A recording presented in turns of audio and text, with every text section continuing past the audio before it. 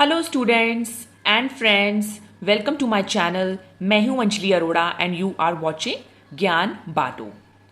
आज हम लोग इस वीडियो में जो हमने पॉलिटिकल साइंस का क्लास 7th का चैप्टर नंबर 1 जो 2 पार्ट्स में कंप्लीट कर लिया है, अब हम इसके क्वेश्चन एंड आंसर्स देखने वाले हैं। आई होप आपने जो है इस पर्टिकुलर चैप्टर का जो 2 पार्ट्स में डिवाइड है वो वीडियो देख लिया होगा।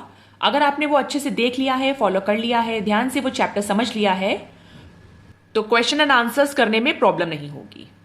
सो let's start the video. Question number 1 कहता है, in a democracy why is universal adult franchise is important. हमारे डेमोक्रेसी में यूनिवर्सल एडल्ट फ्रेंचाइज इंपॉर्टेंट क्यों है?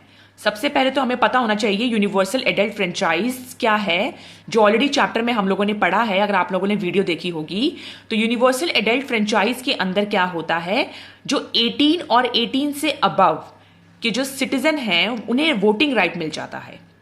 तो इसका आंसर देखते हैं। Universal adult franchise is important in democracy because of the following reasons. It is based on the principle of equality. ये equality को दर्शाता है। जायज सी बात है, जब हम ये बोल रहे हैं कि जितनी भी जनता है 18 और 18 से अबव वाली, उन्हें वोटिंग राइट है, यानी इस पे ये पता चलता है कि मैटर नहीं करता है कौन पुअर है, कौन रिच है, कौन काला है, कौन कौन गोरा है, कौन फीमेल है, कौन मेल है, सबको वोटिंग राइट का इक्वालिटी दी गई है। यानी जितने भी लोग, जनता, सिटीजन 18 और 18 से ऊपर है, उनके पास वोटिंग राइट है। It means that all adult, those who are 18 and above citizen have the equal right to vote. ठीक है। पॉइंट नंबर 3 है, it do not discriminate on the basis of social or economic background.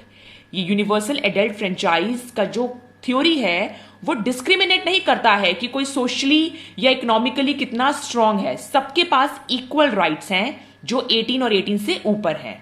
Question number 2 की तरफ बढ़ते हैं। In what ways was Om Prakash Valmiki experience similar to that of the Ansaris family? कौन कौन से तरीकों से इन दोनों का जो एक्सपीरियंस है या जो सिचुएशन थी वो कैसे सिमिलर है? अगर आप लोगों ने चैप्टर को अच्छे से पढ़ा है, रीड आउट किया है, पॉइंट्स को तरीके से समझा है, तो आपको ये आंसर को एनालाइज और बनाने में और समझने में प्रॉब्लम नहीं आएगी। In the following ways Om Prakash Valmiki's experience was similar to that of the Ansaris family. वो क्या है? पहला है, both of them discriminated by the society on the basis of their caste और रिलीजियन। अगर आपने इन दोनों की स्टोरी को पढ़ा है तो दोनों को जो है वो डिस्क्रिमिनेशन फेस करना पड़ता है सोसाइटी की तरफ से on the basis of their caste और रिलीजियन के बेसिस पे। और both suffered from unequal treatment. दोनों को अनइक्वल ट्रीटमेंट फेस करने को मिलता है। कैसे? सोसाइटी द्वारा और अपने कास्ट और रिलीजन के बेसिस पे। ठीक है।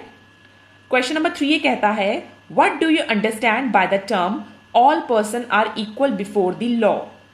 Why do you think it is important in a democracy?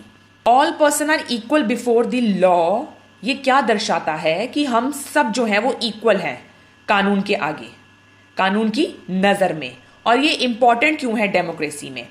अब अगर आपने जो चैप्टर जब ये स्टार्ट हो रहा था उसमें जो एक कांता थी, जब वोटिंग के लिए ये लोग सब लाइन में खड़े होते हैं, उसमें कांता थी जो सबसे आगे खड़ी थी और जो इंडस्ट्रियलिस्ट थे वो सबसे पीछे खड़े थे। तो डेमोक्रेसी में क्या सिस्टम है कि नो मैटर्स कोई डोमेस्टिक वर्कर है या कोई कॉमन पीपल है, नो मैटर्स कोई सामने वाला बंदा प्रेसिडेंट है, प्राइम मिनिस्टर है या कोई इंडस्ट्रियलिस्ट है, डेमोक्रेसी में कॉन्स्टिट्यूशन के आगे ये सब इक्वल हैं। अगर कोई क्राइम या कोई गलत काम कांता करेगी तो उसके लिए भी सेम पनिशमेंट है, या कोई अगर बड़ा आदमी या कोई प्रेसिडेंट या प्राइम मिनिस्टर या कोई इंडस्ट्रियलिस्ट करता है तो।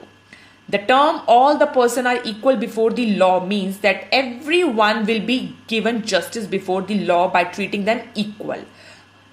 सभी इक्वल है जस्टिस के लिए, जस्टिस के आगे, डेमोक्रेसी में कॉन्स्टिट्यूशन के आगे we all are equal. From president of the country to the common people, all are equal in front of law. कानून के आगे हम सब बराबर के खड़े हैं। किसके पास कितना पैसा है, कौन कितना गरीब है, कौन ऊंचे ओहदे पर है, कौन डोमेस्टिक वर्कर है, कोई मैटर नहीं करता।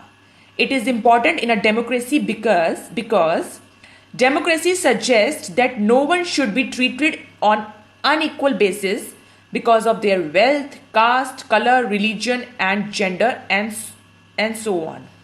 ये क्या कहना चाहता है? डेमोक्रेसी बेसिकली क्या सजेस्ट करती है कि अनइक्वल ट्रीटमेंट नहीं है ऑन द बेसिस ऑफ पैसा, वेल्थ, यानी कास्ट, कलर, रिलीजन के बेसिस पे कोई अनइक्वल ट्रीटमेंट नहीं है. किसी को भी अनइक्वल ट्रीट नहीं किया जाएगा डेमोक्रेसी में. हम सब इक्वल हैं, चाहे हमारे पास कितना भी ऊपर और नीचे सर्कमस्टांसेस हो. ठीक है.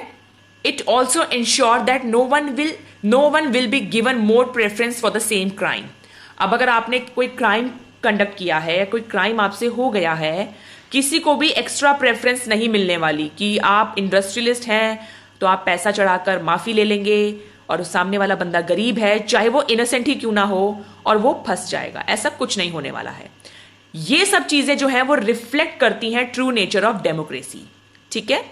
तो ये आई होप ये आपको आंसर जो है समझ आ गया है. अब कुछ एक्स्ट्राज एमसीक्यूज हैं जो हम देखने वाले हैं.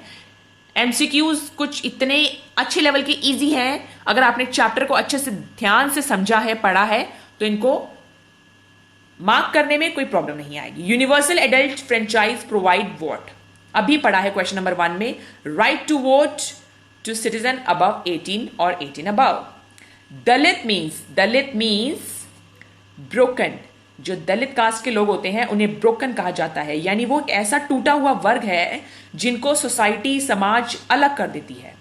What was the benefit of mid day meal programme? Mid day meal programme जो है वो स्कूल की अटेंडेंस में बहुत फर्क पड़ा है. एनरोलमेंट हुए हैं बच्चों के. अब जायज सी बात है, जो पुअर बच्चे हैं, जो गरीब बच्चे हैं, जिनको घर में प्रॉपर खाना नहीं मिल पा रहा है, अगर स्कूल में उन्हें प्रॉपर मिड डे मील, एक टाइम का खाना दे रहे हैं स्कूल में ये प्रोग्राम के थ्रू, तो एटलीस्ट उनको भरपेट खाना तो मिलेगा. वो कहते हैं ना, पहले पेट पूजा फिर कोई काम दूजा. अगर उनके पास भरपेट खाना मिल रहा है तभी तो उनका पढ़ाई में फोकस होगा, उनका स्कूल आने का मन करेगा, एडमिशन करवाने का मन करेगा. तो इसमें अटेंडेंस और एनरोलमेंट का जो बेनिफिट है वो स्कूल वालों ने देखा है. What does democracy means? Democracy means equal right to vote.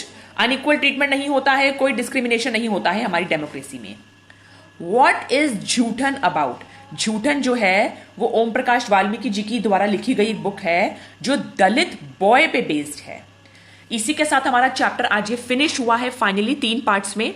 I hope आपको हमारे जो समझाए हुए चैप्टर्स हैं, जो वीडियोस हैं, जो सिलेबस है वो समझ आ रहा है. अगर समझ आ रहा है तो आप उसको मैक्सिमम टू मैक्सिमम अपने सीनियर्स और जूनियर्स के साथ शेयर करें. जूनियर्स के साथ इसलिए, अगर आप क्लास 7th में हैं तो क्लास 6 के बच्चे भी ये वीडियोस को देखें और क्लास 6 का सिलेबस कंप्लीट करें. सीनियर्स इसलिए क्योंकि अगर कोई कॉम्पिटिटिव एग्जाम की तैयारी कर रहा है तो उसका बेस यहीं से ही बनने वाला है. ठीक है. आप मेरे वीडियोस को सपोर्ट करते रहें, मेरे चैनल को सपोर्ट करते रहें. Keep watching, keep supporting. Thank you so much.